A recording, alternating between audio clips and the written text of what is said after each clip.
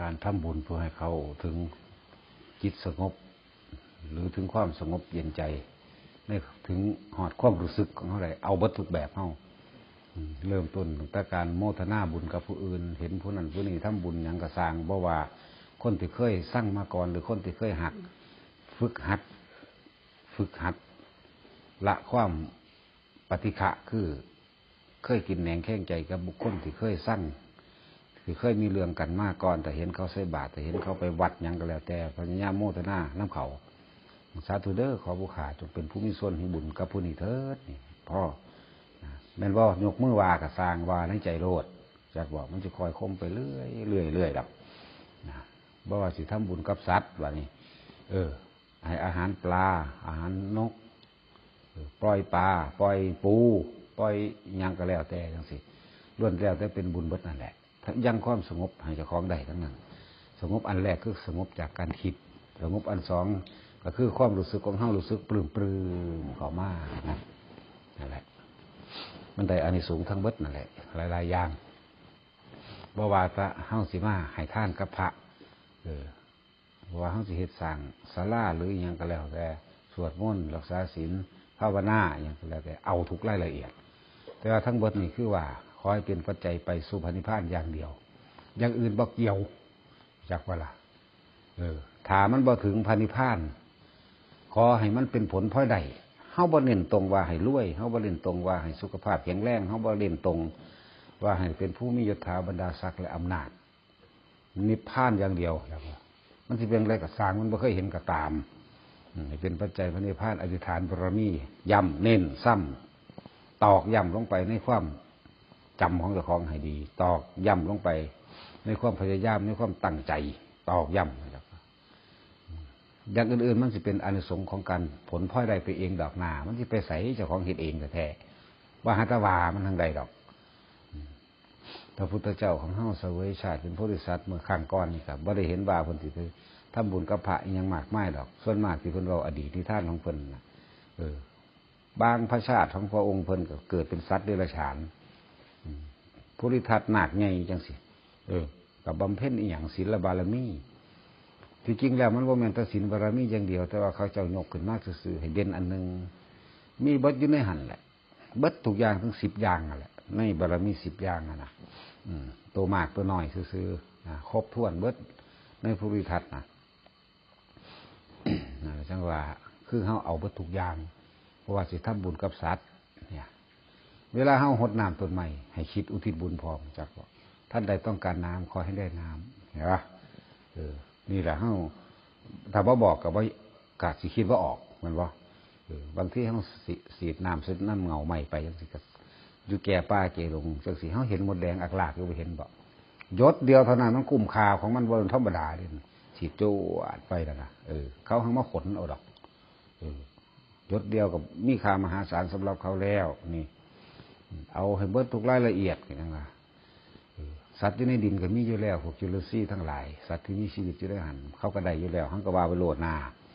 ท่านใดต้องการน้ำให้ได้น้ำท่านใดต้องการอาหารขอให้ได้อาหารขอพุทธานข้าพเจ้านี้จงเป็นปัจจัยข้าพเจ้าถึงพระนิพพานในปัจจุบันชาติเถิดเฮ็ดยังก็สร้างบุญยังก็ตามอุทิศบุญแล้วอธิษฐานตัวนี้ซ้ำย่ำตอกย่ำประคองเองเอาไว้เรื่อยมันสิมาสะสมมากขึ้นเองดอกแต่ว่าคำว่าบุญมันมีหน่อยดอกอย่าให้จะเข้าใจว่าหน่อยเอาอาหารให้หมดให้แม่งมันได้ทั้งนั้นในที่เพิ่นเขียนไว้บัญญัติไว้บัญญัติเพิ่นบอกประสบการณ์นี้ยังไว้ต่างๆเพิ่นบอกแนวทางไว้ก็มีอยู่เลยให้ทานกับสัตว์เดรัจฉานมีอานิสงส์100เพิ่นก็บอกอยู่ให้ทานกับสัตว์เดรัจฉานแล้วก็ให้ทานกับคนทุศีลนี่ก็ยังมีอานิสงส์เป็นพันให้ทานกับคนมีศีลอานิสงส์เป็นหมื่นนะให้ทานกับพระโสดาสกิทาคาอานิสงส์ประมาณไม่ได้นะคนก็ว่าไว้อยู่ไล่ไปจนสุดหมดละปล่อยนกปล่อยปลาให้ท่านชีวิตจังสิไม่ต้องไปขออายุยืนอายุไม่ยืนดอกไม่ต้องไปขอความลื่นไหลอย่างดอกไรสละแล้วอันนั้นให้เขามีชีวิตนั่นอยู่ก็ขึ้นสว่าเป็นผู้ซอยผู้อื่นไปแล้วท่านตัวนี้อานิสงส์มันมีอยู่แล้วหังเบาๆคนที่ไปเอาอานิสงส์มันจากกันละเขาเอาพระนิพพานอย่างเดียวอย่าว่า ตอนนั้นเอาเป็นผลพลอยได้เบิดเป็นผลพลอยได้อย่าลืมในหลายๆอย่างที่เฮาซอยเหลือชีวิตสัตว์ชีวิตคนก็ตามบางครั้งบางคราวมีหอดพยานบาปพยานบุญพุ่นเด้อสิบอกให้มันจะเป็นช่วงระหว่างของไปของมันดอกกันแนวมื้อนี้เรื่องละเอียดของกรรมมันสลับซับซ้อนพยานบาปก็มีเด้พยานบุญก็มีเด้อย่างเช่นว่าถ้าพยานบาปจังไดถ้าบุญแจกเขาบวชพร้อมให้พ่อให้แม่ว่าวันนั้นโยมบาลว่าเคยทำบุญจังสันจังสี่อยู่แต่พยานบาปมันจะโผล่ขึ้นมาโหลดจักว่างัวขาจักโตโอ้ยผมบ่ยอมเด้ขาผมบ่ยอมเด้นี่เห็นบ่ล่ะได้ให้เขาเด้พยานบุญก็มีสมมุติว่าเฮาเคยไปปล่อยเต่าจักเทื่อนึงจังซี่ผมเคยทำบุญยังจักเทื่อเลยคิดว่าออกดอกนั่นสมมติเราคิดว่าออกพอวันชินตั้งแต่การทำบาปเนาะแต่ว่าเคยมีบุญอยู่อันหนึ่งสมมติว่าได้ปล่อยเต่าตัวนั้นกับโผล่ขึ้นมาหล่นแล้วโอ้ยในครั้งหนึ่งท่านคิดว่าออกบ่ได้เอาผมไปปล่อยเนี่ยก็ว่าเป็นสันนี่พยานบาปพยานบุญมีนั่นแหละแต่ว่าบุญยังกระซังเฮ้านิพพานอย่างเดียวอยากว่าล่ะว่าต้องไปสนมันดอกอย่างอื่นนั่นนะแต่ก่อนที่เขาเคยได้ยินมามีแต่อนาคตการโน่นเถินจังมันจะหอดยังไงเนาะเอาแมงเดี๋ยวนี้แหละจักว่าล่ะเรื่องคุณนายขัดนายจะว่าแมงคือเขียดแค้นก็มั่นขัดก็อย่างดีอยากว่าเบายังง่ายๆเลยเบายังเรื่องมากสั่งแมงหน้าเลยตายสั่งแมงเลยแล้วไปละมันแล้วอีหลีเด้คือที่เบาๆหาเหตุผลอย่างอีกเลยดิแล้วก็คือแล้วตัวเนาะปลูกต้นไม้ยังสิเฮ็ดยังมันคิดว่าตายว่าตายสั่งแมงแล้วก็เท่านั้นตัวมันก็แล้วอีหลีเด้ล่ะเนาะสิคิดยากอีหยังมันสิบ่นั่นก็นี่โอ้ยพวกประสาทมันเรียกว่าพวกแบบเขาเอิ้นพวกสติวิปลาสสัญญาวิปลาสสติวิปริตสติวิปลาสว่างบ่เป็นพวกจังซั่นมาอันแล้วก็คือแล้วไปเลยขาดหายออกไปจากความรู้สึกบ่ไปนึกคิดปรุงแต่งอีหยังอีกเขามาเว้าเรื่องนั้นเรื่องนี้บ่แม่นเรื่องข้อขาดบาดตายเสียหายชีวิตทรัพย์สินนั่นน่ะสร้างแมงนั่นแหละจบจักพอละขนาดง่ายๆรู้เจียวยากถ้ายากแล้วสิสอนวิธียากๆให้ก็ได้นั่นแหละจับเอาลูกแก้วมาจับแล้วก็เบิ่งกายซ่อนกายในกายเข้าไปอีกฮอด16สั่นก็มีบ่เอาดอกยากหางบ่ยากดอกว่าภาษาสั่นบ่ต้องเอาแมงยังจักอย่างล่ะเนาะมันว่ายายลมไผสิสำเร็จยังก็สร้างหน้าในความรู้สึกกูพระเกิดอีกพ่อนะเนาะไผสิมีความรู้มากไม่ห่อเหินเดินอากาศตาทิพย์หรือว่าหนังทิพย์ก็สร้างหัวเข้าหน้าจักว่ามันแปลกกว่าหมู่เป็นไรหนังทิพย์เอาตาทิพย์หูทิพย์เขาว่าเนาะเฮาหนังทิพย์เวลาเขาอยากรักษาเขาก็เอายามาป้ายน้ำหนังนี่แล้วก็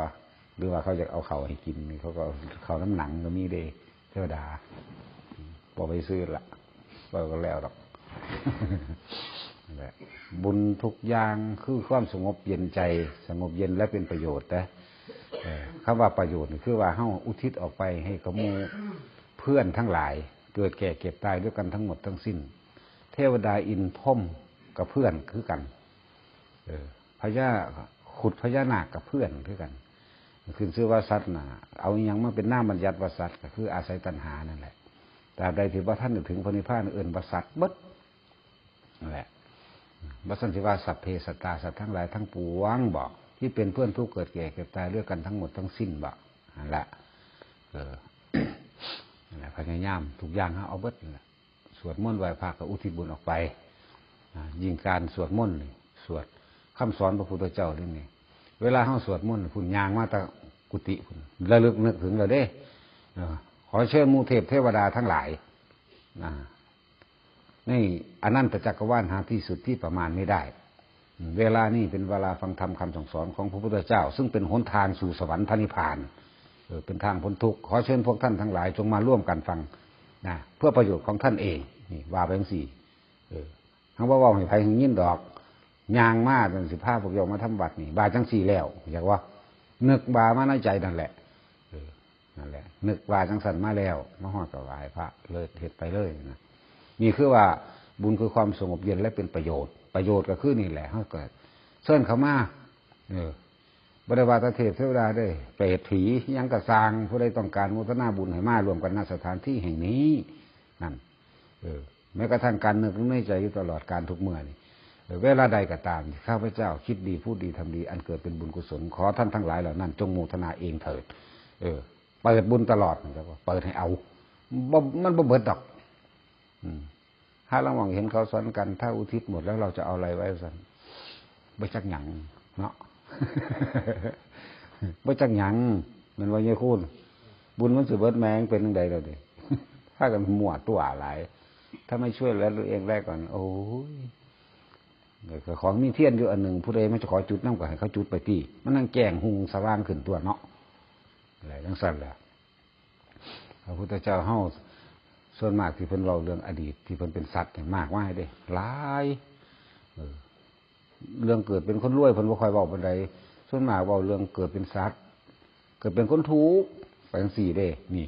มีตั้งแต่แนวเข้มข้นรวยเพิ่นก็เว้าอยู่ดอกคือจัง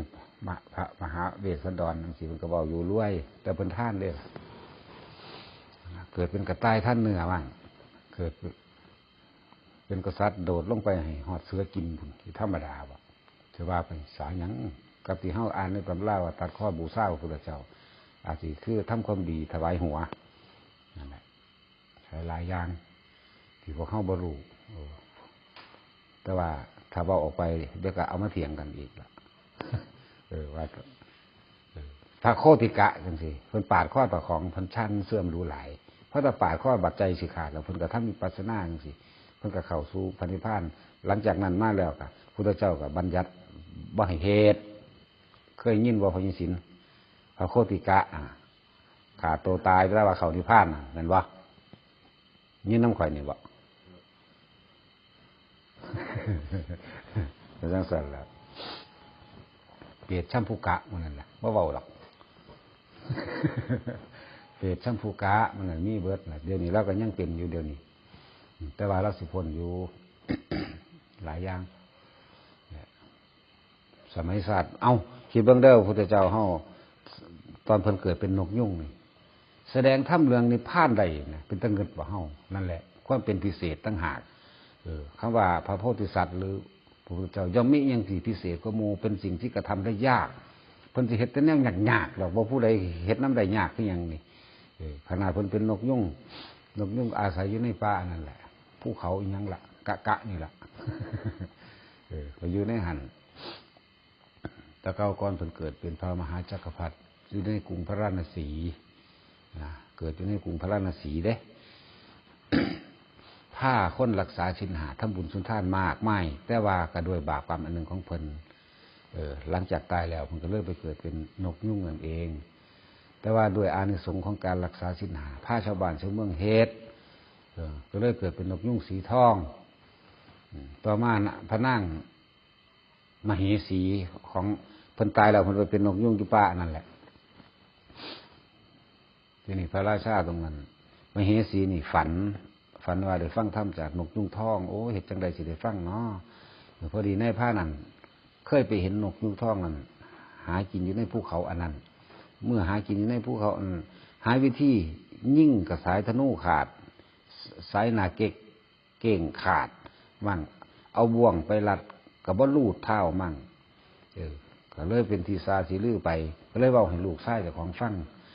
โอ้ยพอไปเห็นนกยุงทองงามขนาดอยู่หันอยู่นี่ซะพ่อก็ตายไปวันนี้พระราชานะเมียฝันว่าจังสันแล้วก็เลยประกาศให้พวกนายพรานทั้งหลายมาบอกเรื่องถามพวกปุโรหิตาจารย์สักวันว่ามันมีอยู่บ่สันโอ้ยเรื่องนี้ต้องถามพวกนายพรานเด้อนะซุ่มนายพรานมากหลายจนถึงที่สุดว่าลูกของนายพรานผู้นี้แหละมันใหญ่ขึ้นแล้วก็เลยไปบอกว่าเฮ้ยยินพอบอกให้ฟังว่านี่นกยุงทองอยู่พุ่นละแต่ว่าสิมีจริงทั้งมเหสีของกษัตริย์กรุงพระราณสีดีใจว่าสิมีโอกาสได้ฟังแต่ว่ากะเดินทางไปแล้วก็พยายามจับอยู่จังสันเท่าใดสัตว์สร้างแล้วก็ตายมเหสีนี่แล้วก็จนป่วยตายแล้วเราบ่ได้ฟังธรรมพระราชาคนนี้เลยโกรธเกลียดเครียดแค้น เฮ็ดอาคาตไว้ได้บัดนี้อาคาตไว้เลยเขียนใส่แผ่นทองคำไว้ผู้ใดได้กินเนื้อนกยุงทองที่อาศัยอยู่ในภูเขาอันนี้น่ะจะลืมซื้อมาแล้วกะนี่แหละ ผู้นั้นจะมีอายุยืนไม่แก่ไม่เจ็บและไม่ตายมีผูกอาคาตมันบอกเขียนใส่แผ่นทองไว้กษัตริย์ทั้งเบิดมาอ่านปุ๊บก็มีความบอกบ่อยากแก่บ่อยากเก็บบ่อยากตายกษัตริย์มา ก็เลยส่งนายพรานไปเฮ็ดจังได้กระสังนี่จับบ่ได้อยู่จนถึง7ราชการ7พระเจ้าแผ่นดินพระเจ้าแผ่นดินที่7นี่ก็เกิดมาอีกเกิดมาก็อ่านเบิ่งก็เป็นคือกันนี่แหละมีความคิดเดียวว่าสิกินเนื้อนกยุงทองแล้วสิบ่แก่บ่ตาย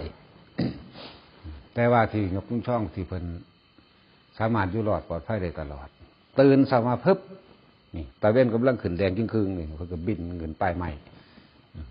เพิ่นก็ผูกม่อนเอิ้นว่าทำความนอนพระอาทิตย์ที่พวกเขาสวดกันอุเทชยันจักขุมาเอกราชานั่นแหละ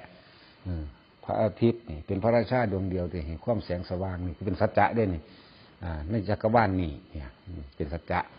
เพิ่นก็ไล่ไปก็เยพรามนาเวทคุสัพพะธรรมเมเตเมพวกพราหมณ์ทั้งหลายเราได้เป็นผู้รู้เวทมนต์เป็นผู้แตกฉานในเวทมนต์อย่างก็ว่าไปจนมาถึงพุ่นละนะมัตถุพุทธานังนะมัตถุโพธิญาณนะโมวิมุตตังนะโมวิมุตติญาว่าไปแล้วมาจบลงที่ว่าขอความเคารพนอบน้อมของข้าพเจ้าถึงแด่พระพุทธเจ้าทุกพระองค์โพธิญาขอความเคารพนอบน้อมของข้าพเจ้าถึงแด่พระปัญญาอันเป็นเครื่องตรัสรู้ก็ว่าไปขอความเคารพนอบน้อมของพระเจ้าเพิ่นเฮ็ดจังสี่ซุมื้อนะยามมื้อเช้าก็ว่าจังสี่ที่ว่าสังคือยามมื้อเช้ายามมื้อแลงคือรัตติงบัดนี้อเปตยันจักกุมานี่ก็รัตติงก่อนที่เขานอนเพิ่นก็เฮ็ดจังสี่มันไผสิไปดักยิงอยู่หยังก็แล้วแต่บ่อาจสามารถทำลายเพิ่นได้แต่ว่ามีนายพรานผู้หนึ่งมีความฉลาดคิดคำนวณเบิ่งแล้วตามธรรมดาแล้วสัตว์ตัวผู้นี่มันต้องตกอยู่ในอำนาจแห่งตัณหาราคะนั่นจำเป็นเฮาต้องหานกยุงตัวเมียตัวหนึ่งมาสั่งสอนแสดงให้ลายล่ำร้องเพลงไม่จักว่านกยุงร้องเพลงเมื่อฝึกหัดดีแล้วปุ๊บก็ไปอาสากับพระราชาพระราชาก็อนุญาตให้เฮ็ดจังซี่แล้วก็ไปมันก็เฮ็ดบ่วงไว้ตามธรรมดานกยุงบินขึ้นปุ๊บแล้วก็สิบินลงมาในดินมองนี้แหละก็เลยเอากลางคืนมานี่ก็สั่งสอนนกยุงตัวเมียไว้ว่าก่อนดวงอาทิตย์จะขึ้นให้เจ้าล่ำไปเรื่อยๆเด้อนะนกยุงอันนี้ก็เลยนกยุงอันนี้ก็เอาไปผูกไว้เอาไปเฮ็ดไปกับดักไว้มองนี้เพิ่นก็ล่ำไปแล้วล่ะล่ำไปก่อนดวงอาทิตย์จะขึ้นล่ำท่านนี่ลืมสวดมนต์ที่อยากว่าล่ะลืมสวดมนต์ยินเสียงผู้สาวได้สั่นแววแจ้วเขามาเด้อผู้ใดว่าหั่นล่ะตาเว้นขึ้นมากกับบอแล้วเพราะไปเห็นหงหุ่นท่านกลางหางลังแผ่นออกมาล้ำงามลืมได้บ่นี่ลืมสวดมนต์จากว่าตะเก้าพันธุว่าอุเทจยันจักขุมาเอกราชาหริสวรรณโนเป็นบ่จนถึงนามัตถุพุทธานังนามัตถุโพธิญาที่พวกเขาว่าอยู่นี่แหละบินลงมาเกี่ยวผู้สาวที่ตึกใส่กันด้วยละเกี่ยวงอกแงกใส่กันอยู่เห็นป่ะพอไปถึงมองถูกบ่วงที่เขาก็ดึงลูดไปเดียวก็จับได้ละบ้านี้จับได้แล้วก็นำมาถวายพระราชานั่นแหละถ้าเขาลืมสวดมนต์อย่าว่าฉะนั้นจึงว่าให้ระลึกไว้นำมาถวายพระราชา เมื่อมาถวายพระราชาแล้วขั้นจับเล่ามาอย่างนกยุงเว้าบอกว่า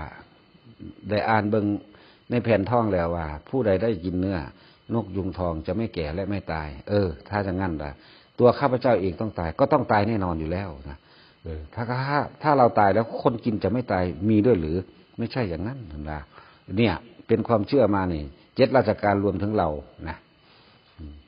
ก็เลยว่าทำไมนกยุงอื่นๆคือบ่มีสีคือท่านเป็นยังจังแปลกประหลาดมีสีแบบนี้ก็เลยว่าแต่ก่อนข้าพเจ้าเนี่ยเกิดเป็นพระเจ้าจักรพรรดิอยู่ในเมืองพาราณสีนี่แหละนะได้พาบุคคลทั้งหลายทำบุญสุนทานมั่งแล้วก็รักษาศีล5เป็นประจำมั่งด้วยอานิสงส์อันนี้เลยได้เกิดเป็นนกยุงทองนะแต่ว่าด้วยกรรมบางอย่างจากว่ากรรมบางอย่างมันถึงมีเนี่ยแหละกรรมราคากรรมบางอย่างนะเพิ่นบ่เขียนแต่ว่าเขาบอกเอาเองแล้วว่าล่ะกรรมอันนี้ที่ไปเกิดเป็นนกยุงทองกันนะมันมีอยู่ในหันแหละนั่นแหละก็เลยผ้า ก็เลยเบาให้ฟังว่าเอ้าสิไปยืนยันไผสิเป็นผู้รับรองผู้ใดสิเป็นพยานให้เจ้าใดว่าเจ้าเคยเกิดเป็นพระราชาในเมืองนี้ไผสิยืนยันให้เลยว่าเอาจังซี่มันสิมีรถคันหนึ่งที่เราใส่ขี่อยู่ตลอดอยู่ในใต้สระบุคคลนี่ให้ไปขุดเบิ้งก็สระน้ำออกแล้วไปขุดเบิ้งก็มีอีหลีก็เลยโอ้นั่นก็เลยว่าโอ้มันเป็นจังซี่เนาะเรื่องเล่าป่านนี้เพิ่นเริ่มแสดงธรรมขึ้นได้ว่านี่ขึ้นชื่อว่าความที่เป็นอมตะมีพระมหานิพพานเท่านั้นนอกนั้นสิ่งทั้งปวงเกิดขึ้นแล้วเป็นแค่ของคิดปรุงแต่งแล้วย่อมดับไปตามธรรมชาติของมันบุคคลที่จะไม่ตายนั้นเป็นอันไม่มีสรรพสิ่งทั้งหลายที่เกิดขึ้นแล้วไม่ดับก็ไม่มีนะบัดนี้ก็โอ้นี่เป็นนกยุงบัณฑิตได้นี่นะก็เลยยกขึ้นแทนก็ให้แสดงธรรมต่อเลยถวายเมืองให้กับนกยุงก็แสดงธรรมเรียบร้อยแล้วก็อยู่พักอยู่จัก 2-3 มื้อก็มอบสมบัตินี่ขึ้นก็เลยบินขึ้นไปที่สูงแล้วก็ห้องบอกพวกท่านทั้งหลายจงอย่าประมาทเด้อนี่ให้พากันรักษาศีล 5ให้ทานและรักษาศีลนั่นให้ทานและรักษาศีลพวกท่านทั้งหลายจงอย่าพากันประมาทนั่นขึ้นชื่อว่าความเป็นอมตะในโลกนี้ไม่มีแต่พระมหานิพพานเท่านั้นที่เป็นอมตะได้นอกนั้นของทั้งหลายเกิดขึ้นเพราะความปรุงความแต่งสิ่งทั้งหลายทั้งปวงนี่เกิดขึ้นแล้วย่อมดับไปสิ่งที่ว่าจะเป็นอมตะของโลกไม่มีเนี่ยเบิ่งนกยุงแสดงธรรมเป็นพระนิพพานได้นี่ยังว่ามันบ่แม่นธรรมดานี่คือของพิเศษว่าเป็นสัตว์กษัตริย์พิเศษนะนั่นแหละหลายๆอย่างได้เพิ่นเกิดเป็นบัดทุกอย่างเป็นปลาดุกก็มีเป็นปลาคอก็มีเป็นปลาเข็งเป็นนกพิราบก็มีนี่นกพิราบเกิดอยู่ในหมู่นี้แหละนกพิราบแตกแยกใช่ป่ะบ่เอาดอกพ่อเมื่อ